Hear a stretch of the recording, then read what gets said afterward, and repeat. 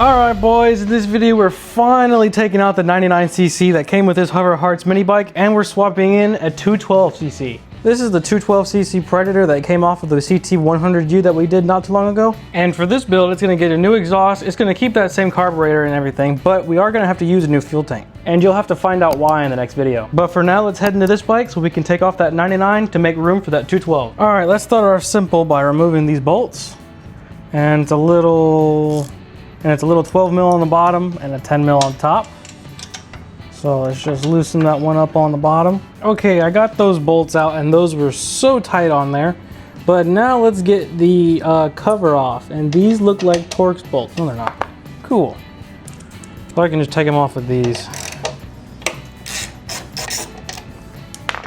It's nice having one of these ratcheting Allen key wrenches or bits.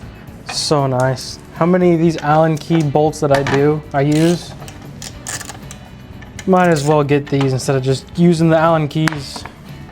They're pretty nice. All right, there we go. There's a cover off, and there's a look at our clutch and this little bitty chain. Oh wait, there's no bolt on there. Oh, that's not good. The bolt came out on the clutch. That's not good. All right, well, let's get this chain off, and I think that's all we need to do and take the motor out. Okay, let's look for that master link. There's that. There we go. And now I think the motor can come out. All right, let's see if she comes out. Oh, well, no. I need to freaking take out the throttle piece. Don't tell me I have to remove the gas tank for that. That's so dumb. Okay, throttle cable has been removed, and let's just pick up this motor and let's just take it out. There we go.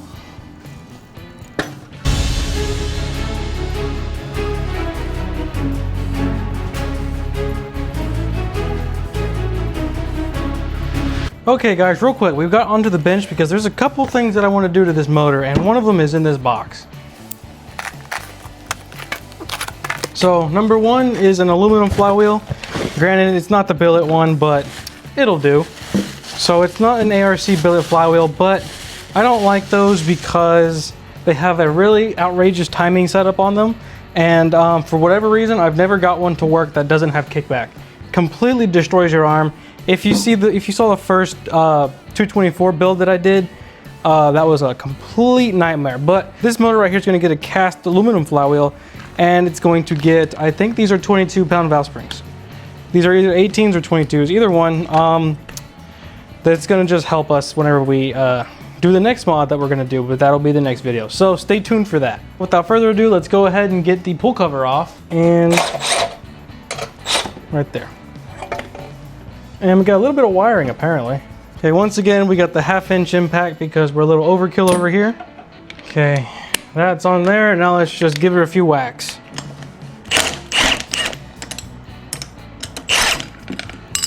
There we go. Now let's get the nut back on the flywheel. Just enough to where we see the crank. All right, got the pry bar behind there. Now we just hit. Maybe with a better hammer. Okay, got it. Out of it a little bit of persuasion later. Okay, now flywheel can come off. There she is. And now we can go lap our new one. Okay, got the valve grinding compound. Just throw a little dab on there. Now we get our new flywheel, put this on, and just go at it.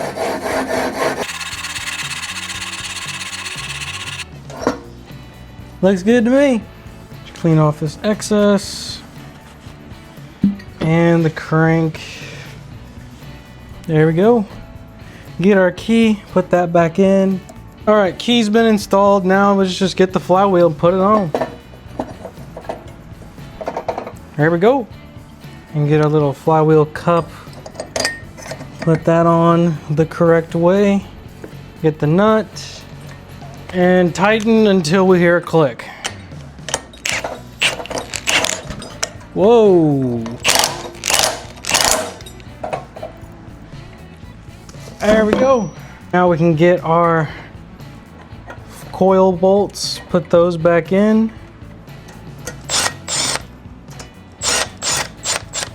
All right, we gotta set the coil gap to 3000. So we'll get that, wedge it in there, push it back and tighten it.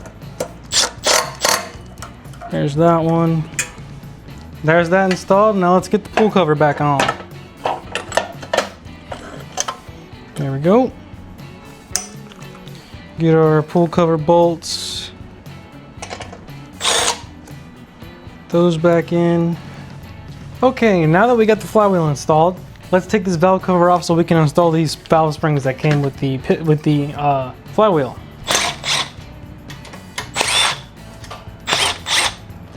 All right, there's that. Now let's just pop it off.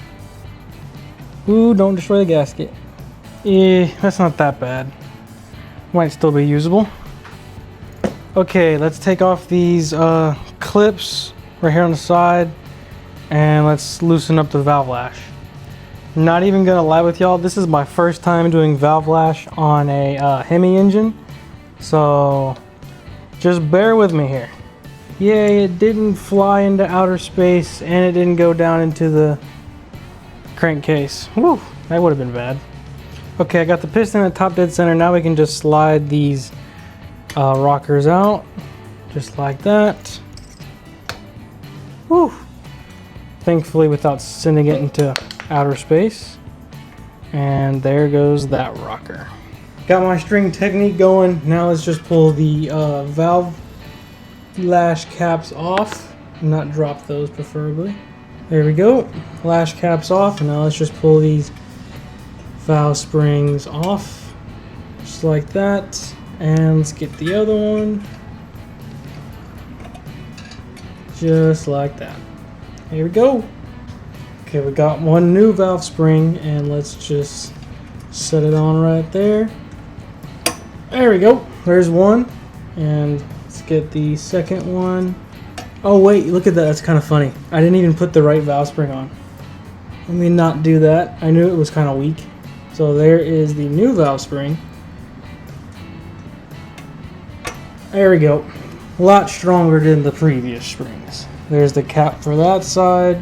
There's the cap for that side. Now let's get our rockers and put those back in. Just like that. And put that one back in. Go. Now we got to get our clips in. Woo! Got that one. Got that one. Got the valve lash pretty much done. I set it to 0.0015 because I don't know if y'all remember building that 224 motor. That's what that motor called for. And yeah, and it is cold. So they said all the way from 0 all the way to 0.0003. So I did 0.0015. So that's pretty good. Yeah. Hopefully that doesn't give me any kickback, and if it does, that's not gonna be fun. So let's get the valve cover back on, and let's put those bolts back in. How look, I got the frame on the table now. But anywho, I have two modifications that we need to put on this bike. First off, wow, that was loud. First off, we have the motor mount that will adapt to this frame and will fit a 212 or 224 motor mount. And we also have a split sprocket because I love the split sprockets, and 420 chain's a lot better than that. I think it's like a number 28 chain. It was really little, but 420 chain will definitely hold up to the power we're gonna give this bike. So let's get this motor mount and rear sprocket installed. Okay, so first up, let's look and see if we're gonna have to drill any holes. This motor mount advertised that it was hole drilling free, or like you don't have to drill any holes. So, and would you look at that? The bolt holes line up perfectly. So we're gonna have tons of adjustment this way and this way, but like the motor will move itself. So yeah, we'll have tons of adjustment there, and I actually think I have it upside down. Yeah, I did. So there we go. It goes like this, with the bolt holes facing down right here, and the upside down bolts will be going towards the motor. So let's get this trash out of the way and get our bag of bolts and see which ones go where. Okay, so organized everything here, and I'm just gonna go ahead and install it how I think it's gonna be installed. So the shorter bolts, I would imagine, go onto the motor mount, to the frame, and the longer ones will go upside down towards the engine. So let's get those installed here. Actually, you know, it'd probably be smarter to install these right now while we can still reach. Kind of, sort of like that. There we go. Those in there. Get that bolt back in there. That one in there. And let's get the flat washer, a lock washer, and a nut, and put that on the bottom of each of these bolts. Okay, I kind of got it lined up. So I'm going to try to get the engine sitting into the frame. So bear with me here. We might have to take the exhaust off. Okay, let's see if this thing fits. Took the exhaust off, and now we're just gonna lift her up in there. Well, that's a start. Okay, maybe I need to take the tank off. Yep, I think the tank's gotta come off. Okay, now let's try this again. Gas tank has been removed. It should be somewhat easier to install.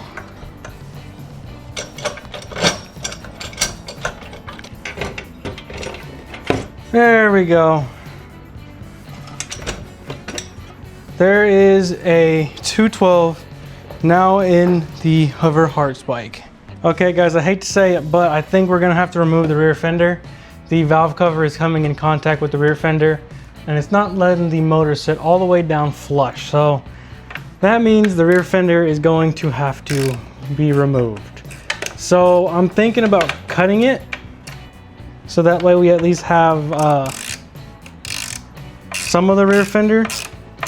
So I'm gonna see how that looks, because I don't want to run no rear fender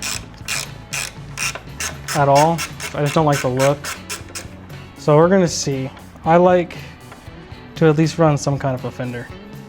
Rear fender has been removed and it's very plain now. So definitely gonna look into some kinds of options to fix that, but for now it's just gonna have to be like that. Okay, now we're taking off this rear tire. So I loosened up this bolt. It was quite tight. So there's that nut off. Now we can just slide the axle through. Oh, wow. Oh, it's got a little quick release on the bottom. That's pretty cool. You can just slide it out of the bottom. That's freaking amazing. Okay, there's the axle through. Now let's take this tire to the table and let's get this sprocket off. Okay, these things are on there pretty good, just like the FRP bike. So let's just break them loose. Attempt to. Okay. Why? Well, I guess there's one thing. You'll never have to worry about those coming loose. Holy cow. I had to get on the ground and cradle this tire like a freaking rock just to get these bolts loose. Okay, now we got our new sprocket. Unbox this thing real quick. And let's just make sure the adapter will line up with our holes. Sure looks like it. We got lucky. Okay, so I'm putting some new bolts in there. They're a lot longer than the old bolts, but they will give a lot more bite into the rim, because the old bolts are barely long enough to go through the sprocket. So these are almost necessary just in case, just so that this sprocket doesn't just get ripped off of the rim. Okay, now we gotta install our sprocket halves. So they just go on just like that, and we just get the screws and screw them in.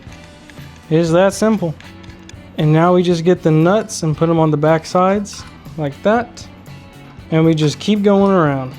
Get a little wrench on this side so that the bolt doesn't move, and then just tighten them up. There's that one, and we just go crisscross. Okay, now back to the bike where we can install the tire again. Need to get the spacer that fell over there. And let's just slide the axle right through. Dang, that's so freaking cool. You don't have to like struggle getting the axle to go through. It just goes right in and locks in with these little lock washers. Man, that's sick. I don't know if other mini bike frames are like that, but I like this design on this Hover Hearts frame. If y'all didn't see the video where we unboxed and built this bike, I'll definitely have that video down below if you want to go see it. Highly recommend it. I love this frame, and it's just surprising me by the minute here as we put a new motor in it. Now let's just get our axle tightened back down. All right, there we go. Looks good to me. Not hidden anywhere. And sprocket looks pretty straight. It might come close to that frame though, but we'll just keep an eye on it. See the chain placement and everything, make sure it looks good before we send it out on our first test drive. Okay, I kind of got it finished up here. The gas tank is on, everything's fueled up over there, kill switch is all hooked up. Had to go with the exhaust that was on it, but look how close it is to the frame. I'm gonna cut and weld that exhaust to fit perfectly. This is just to get it running right now. The chain is kind of hooked up. It is hooked up, but really close right there. Hopefully it doesn't rub, but we're gonna get the first start right now because my phone's at 5% and I wanna try to get it riding today. The GoPro has like 30%, so we can try to go get some riding footage before it gets dark. So let's try to fire this thing up. Okay, so if this thing runs into, if it tries to take off, it's gonna go right into this table and hopefully it doesn't give me any kickback because I really don't wanna deal with that. So wish me luck here.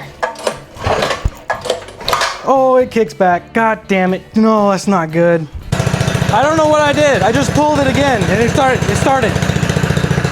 Let's go for a ride. I don't want to kill it again. Okay, let's try this again.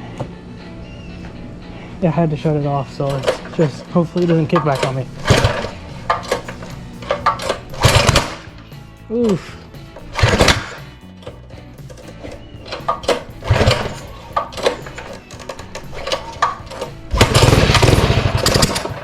Oh my gosh, come on.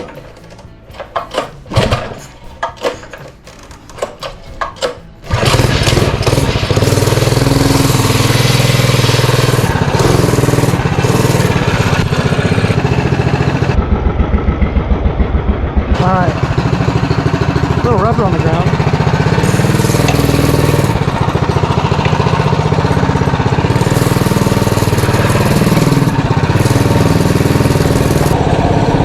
Oh yeah, that feels faster.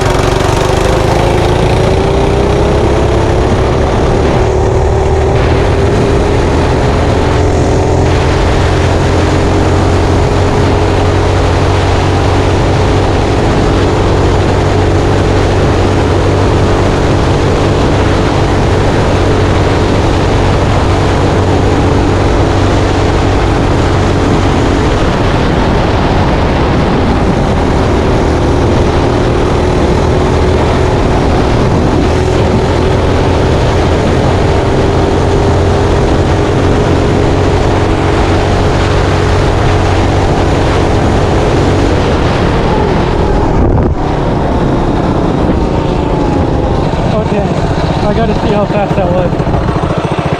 Oh my god, I thought I'm still alive. Please. Yes. 54. Okay, that felt way faster than 54.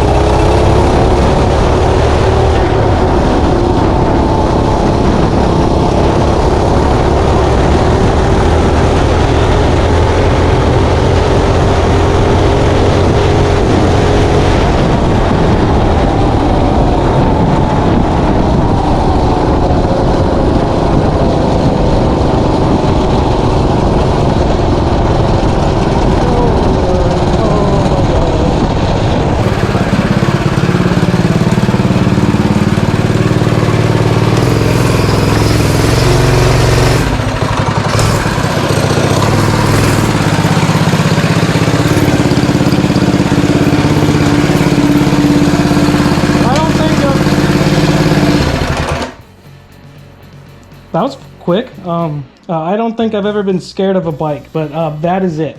That is it. Holy cow.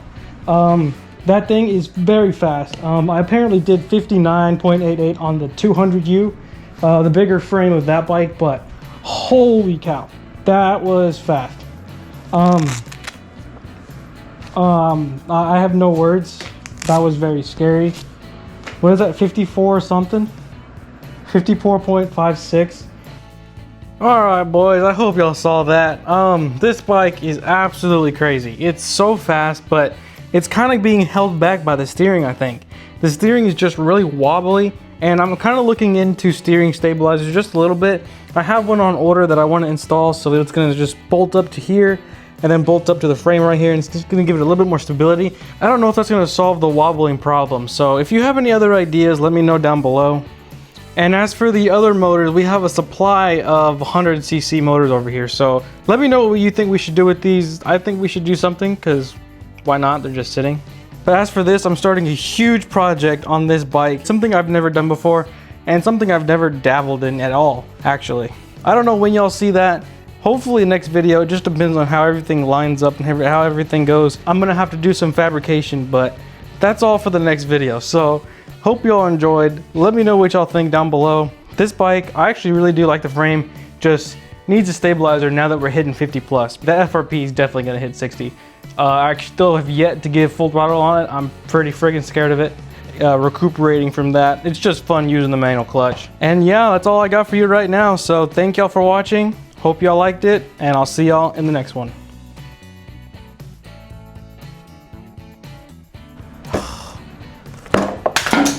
That's not good for that.